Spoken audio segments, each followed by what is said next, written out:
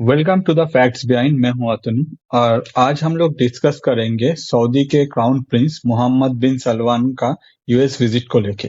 India के external intelligence agency इस visit के ऊपर अपना जो नजर है वो रख के बैठा है, क्योंकि इन लोग का चाहना है कि जो भी मूवमेंट है आगे जाके वो मूवमेंट क्या इंडिया के लिए अच्छा होगा या फिर ना होगा, या फिर दुनिया में ये जो जियोपॉलिटिकल इक्वेशन है उसके ऊपर ये जो मीटिंग है ये कैसा इफेक्ट करता है।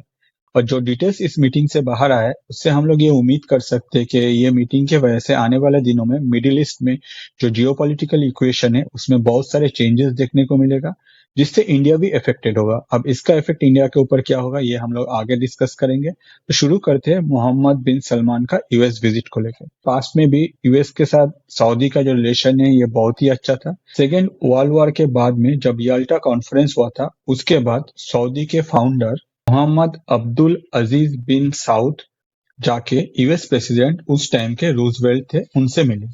उनसे मिलने के बाद उन दोनों में एक ऐसा मीटिंग हुआ जिसके वजह से एक पिलर एस्टेब्लिश किया, और वही पिलर आज के डेट में भी सऊदी और यूएस के रिलेशन को अच्छी तरह से पकड़ में रखा है। इस मीटिंग में सऊदी के फाउंडर के तरफ से यूएस को कहा गया कि यूएस अपने तरफ से सऊदी के फाउंडर्स का फैमिली, साथ ही साथ उनका जो टोटल किंगडम है जो सऊदी है उसका जो सिक्योरिटी है उसका पूरा जिम्मेदारी लेगा।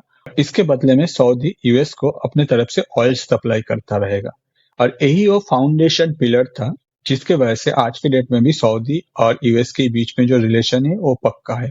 इसके बाद बहुत टाइम बीतता गया, मगर यूएस और सऊदी के बीच में जो रिलेशन था वो हमेशा एक अटूट रिलेशन बन के रहा।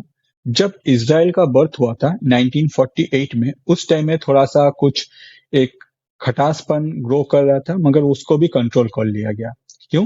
क्योंकि उस टाइम में जब पैलेस्टाइन का डिवीजन हो रहा था तो ज्यूइश को रिलोकेट करने के लिए यूएस का सोच था कि इन लोगों को अरब कंट्री में रिलोकेट किया जाए, जबकि इससे सऊदी का जो सोच था उस टाइम में थोड़ा सा अलग था। उन लोगों का कहना था अगर ज्यूइश को रिलोकेट कर रहे तो इन लोगों को यूरोप या फिर यूरोप के नजदीक में कोई कंट्री में रिलोकेट कर जाना चाहिए। इसका एक कंप्लीट रिपोर्ट RNAW ने उस टाइम में हमारे जो पीएम थे उनको सबमिट किया था। मगर उसके बाद अगर देखा जाए यूएस और सऊदी का जो रिलेशन है वो पैरेलली ग्रो करता गया। प्रेजेंटली मोहम्मद बिन सलमान अपने तरफ से यूएस विजिट कर रहे हैं और यूएस में मोहम्मद बिन सलमान को एक ग्रैंड वेलकम ऑलरेडी दिया गया है। तो अब जो क्वेश्चन अराइज करता है कि मोहम्मद बिन सलमान को यूएस से चाहिए क्या, जिसके वजह से वो डोनाल्ड ट्रंप के साथ मीटिंग कर रहा है। डोनाल्ड ट्रंप के साथ मीटिंग करने के पीछे तीन मेजर रीजन है मोहम्मद बिन सलमान का, जिसमें सबसे पहले जो है वो है टेक्नोलॉजिकल ग्रोथ, उसके बाद जो है वो है सिक्योरिटी जो मैंने ऑलरेडी आपको कहा, और तीसरा जो है वो है सऊदी का इकोनॉमिकल ग्रोथ। सऊदी के मोहम्मद बिन सलमान उनका जो सोच है वो एडवांस है, जिसके वजह से वो नहीं चाहता है कि सऊदी जिंदगी भर एक ऐसा कंट्री बन के रह जाए जो अपने तरफ से सिर्फ ऑयल बेचे। उनका सोच है आगे जाके सऊदी अपने तरफ से टूरिज्म के लिए, साथ ही साथ इंडस्ट्रियल डेवलपमेंट के लिए, साथ ही साथ टेक्नोलॉजिकल ग्रोथ के लिए जाना जाए। और ये सारे जो मेजर पॉइंट है, इन पॉइंट में अगर सऊदी को इस टाइम में कोई हेल्प कर सकता है मोहम्मद बिन सलमान के हिसाब से, वो है यूएस, जिसके वजह से वो ट्रंप के साथ मीटिंग किए। On the other side Mohammed bin Salman चाहते हैं कि ये जो सऊदी का ग्रोथ है जिसमें टेक्नोलॉजिकल ग्रोथ, इकोनॉमिकल ग्रोथ, साथ ही साथ जो सिक्योरिटी जो सऊदी को प्रोवाइड किया जाएगा, इस हिसाब से अगर सऊदी ग्रो करता है, इसको आगे जाके ग्लोबली अगर कोई एंडोर्स करेगा वो है डोनाल्ड ट्रंप और उनका गवर्नमेंट। दुनिया के सामने सऊदी को एक नया पिक्चर देने का, जिसमें सऊदी के तरफ से दुनिया को यह दिखाया जाए कि इन फ्यूचर अगर दुनिया में कोई भी डेवलपमेंट हो रहा है उसका एक one of the major pillar है सऊदी, जिसमें हर तरह का डेवलपमेंट हो रहा है। और ऐसा नहीं कि सिर्फ ऑयल के भरोसे सऊदी अभी रुका है, सऊदी इससे काफी आगे जाके डेवलप हो गया, जिसमें वन ऑफ द जो मेजर पिलर है वो है नियॉन सिटी।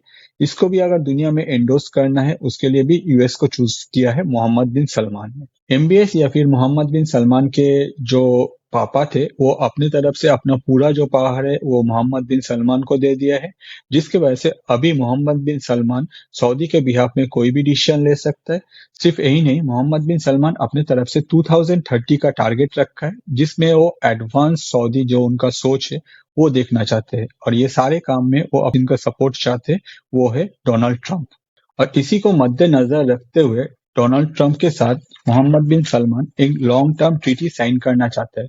जबकि अगर देखा जाए यूएस के जो सेनेट है वो लोग अभी नहीं चाहते हैं कि यूएस इस टाइम में कोई लॉन्ग टर्म ट्रीटी या फिर सिक्योरिटी ट्रीटी साइन करे सऊदी के साथ।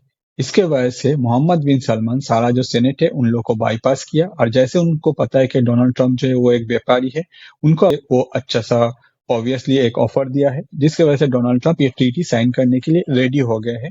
कहा जा रहा है मोहम्मद बिन सलमान के साथ ट्रंप का या फिर सऊदी के साथ यूएस का एक एग्रीमेंट साइन हुआ है, जो लॉन्ग टर्म में सऊदी को सिक्योरिटी नॉट ओनली प्रोवाइड करेगा, साथ ही साथ नेक्स्ट लेवल पे सिक्योरिटी जो अपग्रेडेशन है उसमें भी हेल्प करेगा यूएस सऊदी को।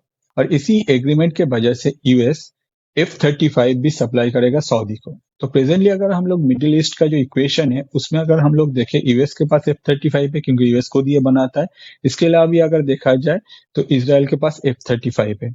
इसके अलावा ही मिडिल ईस्ट में किसी के पास F-35 नहीं है, और डोनाल्ड ट्रंप जो है वो इजीली F-35 हर किसी को ऑफर नहीं करते। मगर प्रेजेंटली जब सऊदी को ऑफर किया जा रहा है F-35, तब हम लोग ये उम्मीद कर सकते हैं कि आने वाले दिनों में मिडिल ईस्ट में अगर जो दबदबा है या फिर जो एयर सुप्रीमेसी है इसराइल का वो नहीं रहेगा। इसमें एक और फैक्टर ऐड होगा, वो है सऊदी। सिर्फ यही नहीं, RNAW का एक रिपोर्ट में कहा जा रहा है कि सऊदी यूएस के साथ एक सिविलियन न्यूक्लियर कॉर्पोरेशन साइन करने में इंटरेस्टेड है। तो ये सुनने के बाद आप कह ही सकते हैं कि सऊदी के पास तो ऑयल का कोई कमती नहीं है, आगे जाके सऊदी को एनर्जी क्राइसिस क्या होगा, या फिर सऊदी क्यों सिविलियन न्यूक्लियर कॉर्पोरेशन में जाना चाहते हैं यूएस के साथ।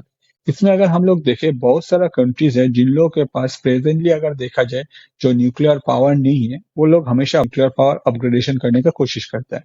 फॉर एग्जाम्पल, अगर कोई भी कंट्री के पास सिविलियन लेवल पे न्यूक्लियर एनरिचमेंट का पावर है, आगे जाके वो वहां थमता नहीं है, वो नेक्स्ट लेवल में ग्रो करने का कोशिश करता है। जैसे कि अगर हम लोग ईरान को देखें, उनका एनरिचमेंट लेके कितना प्रॉब्लम हुआ।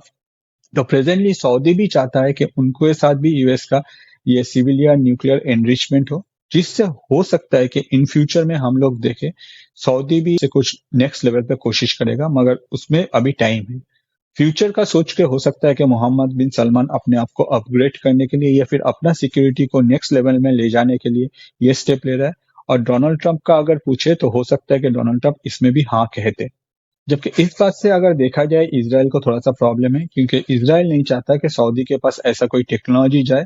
ऑन द अदर साइड अगर हम लोग इंडिया का सोचे तो इंडिया बहुत पहले ही ये उम्मीद करके बैठा था कि सऊदी के साथ यूएस का कोई ऐसा सिक्योरिटी एग्रीमेंट हो सकता है, जिसकी वजह से इंडिया 2022 में ऑलरेडी सऊदी के साथ सिविलियन न्यूक्लियर कॉर्पोरेशन साइन कर लिया है, और ये जो काम है ये बहुत अच्छी तरह से चल रहा है।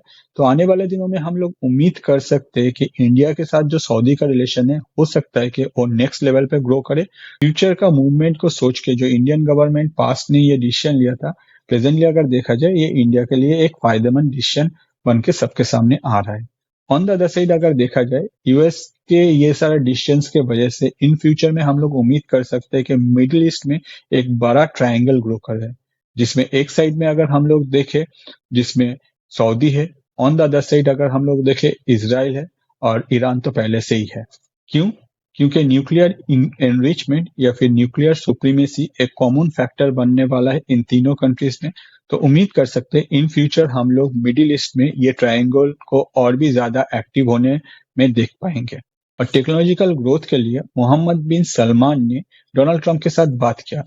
मोहम्मद बिन सलमान का कहना है कि यूएस के जितना भी टेक जाइंट है या फिर जितना भी एआई कंपनीज है, सऊदी में डेवलपमेंट एंड रिसर्च का जो विंग्स है वो सेटअप करे, वहां से आगे जाके इन फ्यूचर वो अपना डेवलपमेंट करे, ताकि फ्यूचर में एआई ड्रिवन जो टेक्नोलॉजी आने वाला है वो सब मेड इन सऊदी हो या फिर सऊदी से उसका विकास हो, साथ ही साथ यूएस उनके साथ ऑब्वियसली जुड़ा रहे। तो ये सब सुन के आप कह ही सकते हैं कि तो इससे यूएस को क्या मिलेगा। यूएस को मिलेगा मिडिल ईस्ट में सुप्रीमेसी। अगर सऊदी के थ्रू यूएस का जो मिडिल ईस्ट में दबदबा है वो बरकरार रहता है, तो यूएस बहुत ही अच्छी एक पोजीशन में रहेगा। साथ ही साथ डोनाल्ड ट्रंप चाहते हैं कि इसराइल को रिकॉग्नाइजेशन भी सऊदी के द्वारा दिया जाएगा। अगर ऐसा हो जाता है तो इन फ्यूचर हम लोग देख सकेंगे जीविस के साथ जो सुन्नी वर्ल्ड है ये लोग एक साथ मिल जाएंगे। ऑन द अदर साइड जो सिया है वो अकेले पड़ जाएंगे। अगर सिया अलग हो जाता है तो ईरान अकेला हो जाएगा। ईरान अकेला हो जाने के बाद यूएस के लिए ये काफी इजी रहेगा ईरान के ऊपर नेक्स्ट लेवल प्रेशर क्रिएट करने के लिए, या फिर ईरान को टारगेट करके यूएस अपना कोई भी ऑपरेशन ऑपरेट करने के लिए। तो नो डाउट मिडिल ईस्ट में अगर यूएस को अपना दबदबा बरकरार रखना है, साथ ही साथ ईरान को एक कॉर्नर करना है। इसके अलावा भी अगर देखा जाए इन फ्यूचर में सऊदी के साथ मिलके यूएस अगर कुछ प्लानिंग कर रहा है, उसको नेक्स्ट लेवल में एस्केलेट करना है, तो ये जो मीटिंग है ये one of the most important pillar होगा इन फ्यूचर के लिए। तो होपफुली आपको ये वीडियो समझ में आ गया। मोहम्मद बिन सलमान ट्रम्प से मिलके उनका जो 2030 का विजन है सऊदी को लेके उसको कैसे फुलफिल करेगा। On the other side Trump कैसे सऊदी के साथ मिलके उनका जो विजन है कि इजराइल को मान्यता देना, साथ ही साथ ईरान को टारगेट करना, साथ ही साथ मिडिल ईस्ट के ऊपर यूएस का दबदबा बरकरार रखना, इसको दोनों एक दूसरे को फुलफिल कर रहा है। अगर आपको कुछ जानना है तो आप कमेंट कर सकते हैं। वीडियो एंड तक देखने के लिए बहुत सारा धन्यवाद। नेक्स्ट वीडियो लेके मैं फिर से हाजिर हो जाऊंगा। Thank you.